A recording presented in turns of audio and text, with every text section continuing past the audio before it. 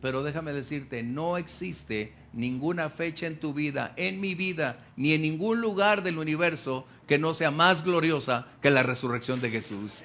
Aleluya. Abre tu Biblia en Colosenses, por favor, capítulo 2:15, así como estamos de pie. No hay mucho que agregar.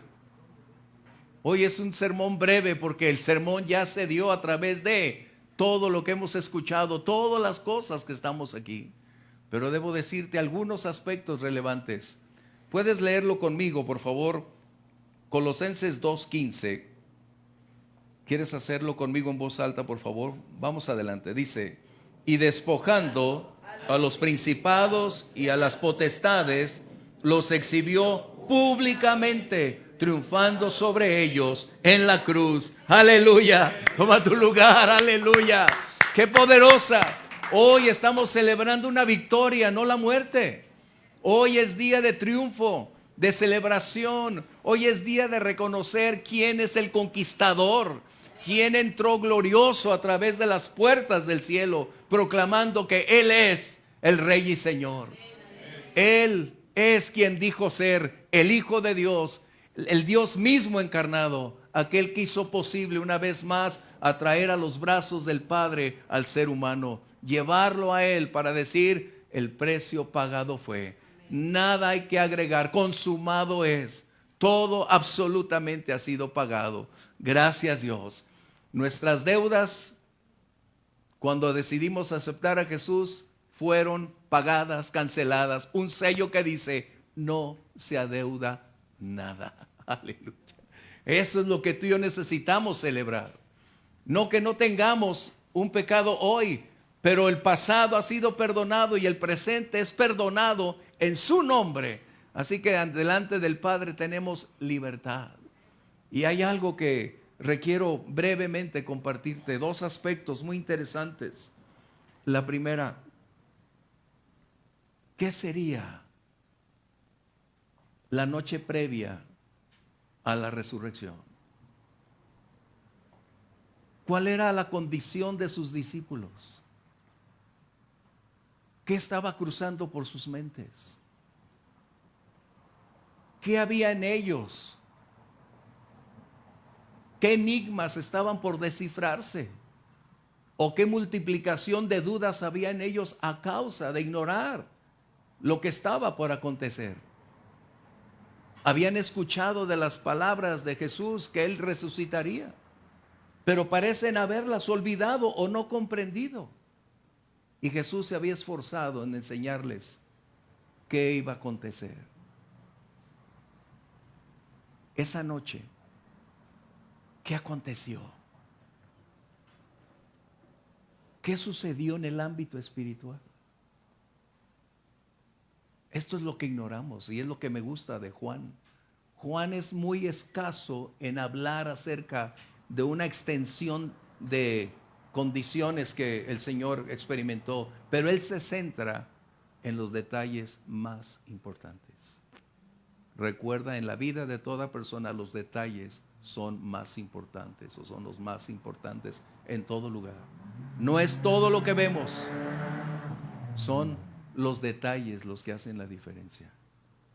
Y esa característica de Juan habla acerca de aspectos que necesitamos descifrar. ¿Qué sucedía en esa noche, en el día previo? Los discípulos habían estado escondidos por temor a una posible venganza, a una persecución, en una desesperación a causa de no conocer qué hacer el día de mañana. El Señor Jesús por 3 años y medio bajo la sombra de sus alas los guardó. Durante ese tiempo el Señor suplió todas sus necesidades, así que ellos no tenían que orar, Señor envía, Señor provee, porque Jesús era su pastor y nada les faltó. Qué tremendas lecciones. Cuando Jesús es nuestro pastor, como decía Lisa, nada nos faltará. Ellos ahora enfrentarían un futuro desconocido, un futuro con un alto grado de peligrosidad, de volatilidad a causa de los adversarios múltiples que tenían enfrente. Pero estaban ahí, a la expectativa. ¿Qué sucederá?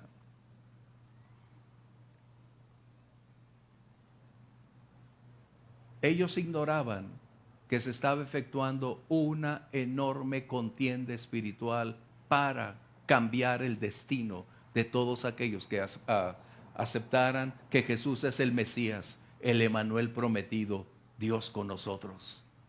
Y durante ese momento, donde nada se podría observar, lo invisible para nosotros era tan real, tan impactante, porque Jesús estaba librando una batalla de proporciones indescriptibles. Jesús tenía que enfrentar dos aspectos prioritarios: derrotar a aquel que tenía y se había apoderado del sistema del mundo, aquel que había dicho: si postrado me adorares, todo esto te concederé, haciéndole más fácil el llegar al dominio mundial. Pero Jesús dijo: escrito está, al Señor tu Dios adorarás y a Él solo servirás. Este adversario jamás cesó de estar acosando, provocando, tratando de buscar que Jesús colocara una falta para entonces señalar y decir: no eres el justo, no eres el santo. Jesús tenía una batalla de prolongadas condiciones, porque este adversario incansable hasta el día de hoy sigue en operaciones, mas ahora es un adversario derrotado. ¿Qué diferencia? Jesús entonces en su obediencia llegó a la cruz, en donde la gran mayoría de personas estaba pensando que habían concluido las esperanzas, que jamás se levantaría, que ya no habría posibilidades, donde el enemigo y sus ejércitos estaban celebrando su gran victoria. Hemos vencido. Jesús previamente en una parábola había declarado que cuando mataran al hijo, celebrarían como si fueran ellos los amos y señores. Pero lo que el enemigo ignoraba era que a través de la cruz Jesús establecería su victoria para siempre. Y esa es la razón de la cruz, es demostrar que la victoria fue un hecho tangible, veraz e innegable.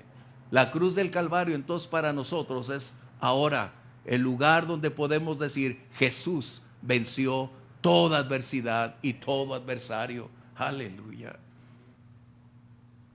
Esto es el punto. Pero ¿qué sucedió? ¿Cómo darnos cuenta? Aún los mismos aspectos naturales fueron capaces de experimentar esos impactos. Cuando Jesús entró para vencer al último adversario, a la muerte, la cruz se convirtió en la derrota pública de todos los enemigos espirituales. Y aún la muerte dependiente del enemigo, como resultado que la práctica del pecado es muerte. Pero era necesario entonces que Jesús enfrentara al último adversario. Y no lo hizo distinto a ti y a mí. Él tenía un cuerpo semejante al nuestro. Y ahora entró a la arena donde reyes con toda su pompa habían sido derrotados, esclavizados, donde filósofos y todas sus enseñanzas fueron sepultados, donde eruditos con toda su trascendencia no lograron cambiar su condición porque la muerte los había tomado como rehenes para siempre. Y ese era el punto. Las incógnitas acerca de qué será el día de mañana cuando mis ojos se cierren, dónde estaré, a dónde iré, estaban sepultadas. Y Jesús a eso vino, a enfrentar al inconquistable, al inderrotable, a quien tenía el imperio, aquel que se jactaba de ser el número único. Pero lo que no contaba es que la vida misma estaría frente a frente para sepultar a la sepultura, para dar muerte a la muerte. Aleluya, esa es la victoria. Y Jesús estuvo en su propio escenario. La muerte trató de mantener todas sus garras sobre él, tratar de mantenerlo, pero, oh sorpresa, la muerte no tenía la capacidad de detener a aquel que es el creador de los cielos y la tierra. Su precio en la cruz del Calvario evidenció que estuvo dispuesto a morir por ti, a morir por mí, pero también a ir a enfrentar al último adversario, a la misma muerte. Y cuando esto sucede, cuando todo estaba terminado, aquella tierra tembló. Tembló esa tierra como una evidencia tangible de ese poder glorioso que el Señor levantó a Jesús de entre los muertos. La piedra no la movió Jesús, es algo que tenemos que corregir en ese canto. La piedra no fue movida para que Jesús saliera. Él estaba fuera antes de él. Aleluya. Él no necesitaba. Él no tenía ningún impedimento. Él cambió todo. La piedra fue removida por los ángeles para que entraran y se dieran cuenta que estaba vacía. Jesús no necesitaba mover esa piedra. Amén. Eso es algo que tenemos que darnos cuenta. Porque si Jesús removió esa piedra, entonces no era aquel que dijo ser. ¡Wow! ¡Qué tremendo! Y aquí es donde quiero llevarte al siguiente punto. Todo evidenció lo que la misma naturaleza vivió. Aquel temblor o terremoto fue capaz de remover todo como resultado de que los mismos cimientos donde la muerte tenía su esencia y naturaleza concluyó. Wow. La muerte entonces solo viene a ser para ti, para mí, el vestíbulo para estar donde Jesús está. Acompáñame a Juan capítulo 20. Es donde necesito invertir nada más unos breves minutos, porque esto es muy importante.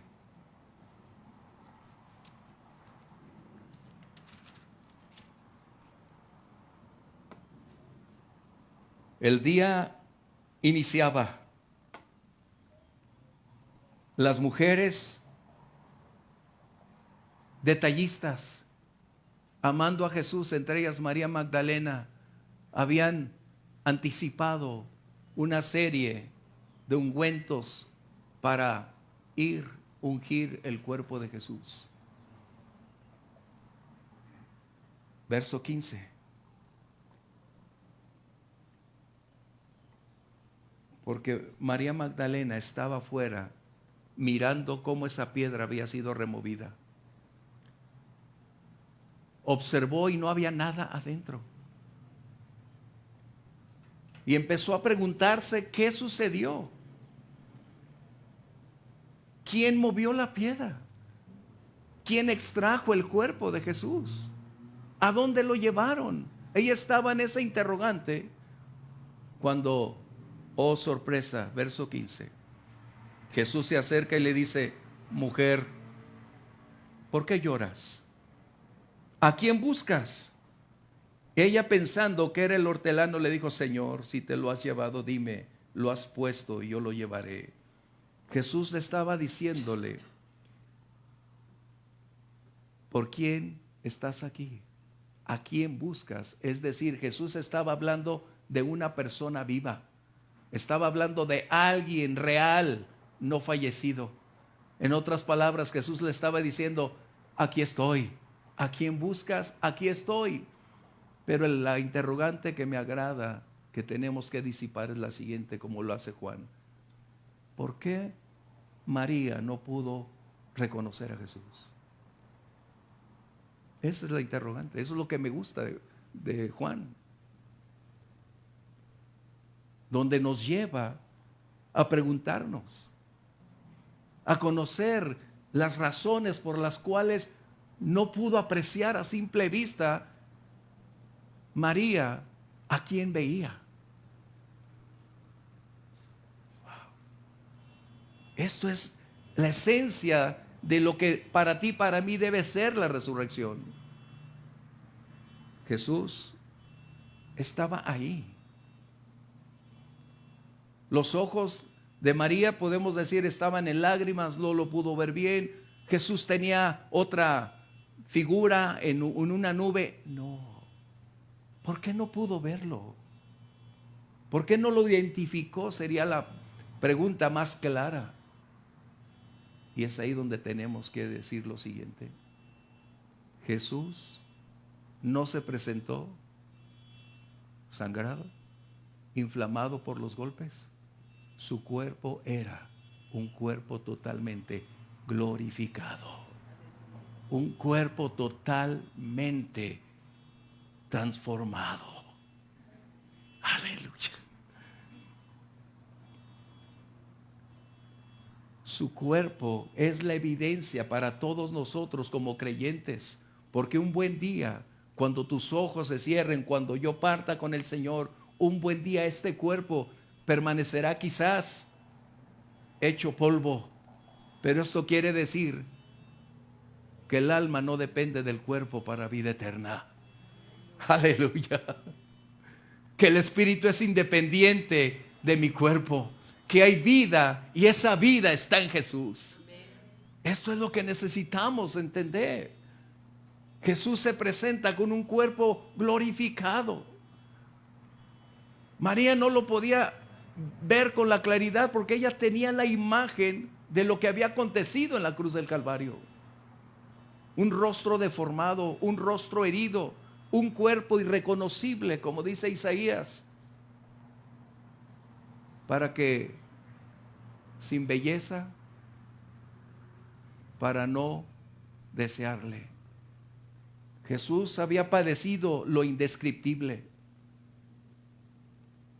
golpeado, sangrado y en una serie de condiciones que desfiguraron su rostro, su anatomía. Pero cuando Jesús resucita, su cuerpo sin relación al anterior, porque ahora su cuerpo sería incorruptible, glorioso y perfecto. Aleluya. Esto es lo que tenemos que darnos cuenta, que un buen día nosotros como creyentes seremos como Él, dice primera de Juan 3, que nuestros cuerpos un buen día tendrán las mismas características. Nuestro cuerpo será como el de Jesús, es decir, donde no habrá deterioro, desgaste, enfermedad, dolor ni lágrimas. Wow. No habrá necesidad de nada. Y esa es la expectativa para nosotros. Por eso Juan solo menciona ciertos aspectos, pero en primera de Juan 3 es donde dice, porque le veremos tal y como es Él y seremos como Él. Esa es la garantía de la resurrección, que estaremos con Él y tendremos un cuerpo como el de Él. Esa es la vida a la cual somos llamados, a una vida plena de victoria y libertad. La resurrección es la expresión de salvación. Aleluya. Es la manera por la cual tú y yo podemos entonces reconocer que Jesús es mi Señor y Salvador. Y esto será que un buen día mi esperanza no es terrenal. Un buen día, cuando llegue el momento, ya sea la parousia, el rapto, o sea el día en que tú y yo seamos llamados individualmente, estaremos con el Señor para siempre. No moriremos eternamente. La muerte para ti, para mí, ya solo será el vestíbulo para conducirnos de lo temporal a lo eterno, de lo corrupto a lo incorruptible, de la derrota a la victoria, de la tristeza al gozo, y estaremos con el Señor por siempre. Aleluya. Sí, ese es el punto. Por siempre con Él. Wow. Y si esta esperanza la tenemos y los nuestros la comparten, déjame decirte, no nos queda tiempo, pero estaremos con los nuestros, con el Señor, adorando y exaltando su santo nombre. Hace años le dije a mi papá, porque él se molestó cuando me convertí. Y me dijo, a partir de hoy estás muerto para mí. Y pasaron los meses, pero seguíamos orando. Y un día, en la oportunidad, dije a mi papá, sabes papá, hoy no lo comprendes, pero un buen día, tú y yo estaremos adorando al Señor juntos, aquí y allá. Y pasaron los años y nada sucedía. Pasaron décadas y nada pasó.